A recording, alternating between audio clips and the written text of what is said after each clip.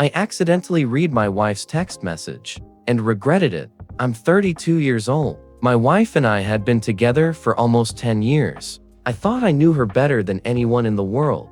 One evening, she went to take a shower, and her phone was left on the table. The screen lit up with a new message. I wasn't planning on reading it, really, but the screen flashed. Tomorrow, it's all finally over. The message was from a man named Ryan. My stomach churned. I opened the conversation.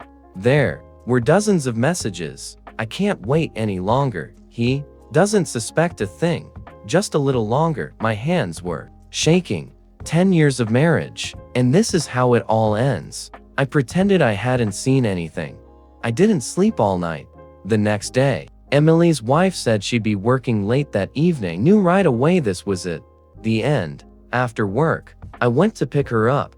She really didn't go to the office. She went to some country house. A few minutes later, that same Ryan pulled up. I sat in the car, my heart pounding in my chest. They went inside. Together, I couldn't take it anymore. I walked up to the house and peered in the window, and what I saw completely destroyed my theory. There weren't just two people inside. There were about 20 people, balloons, decorations, music, and a huge banner. Happy birthday, Michael. Michael, that's me. It turned out Emily and my friends had been planning a surprise for me for 2 months, and Ryan was the event planner.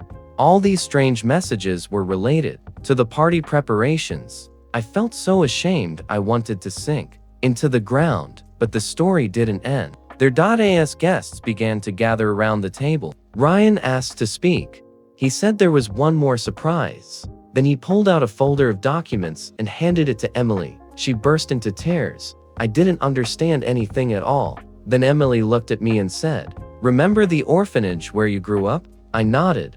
6 months ago, we started looking for your biological family.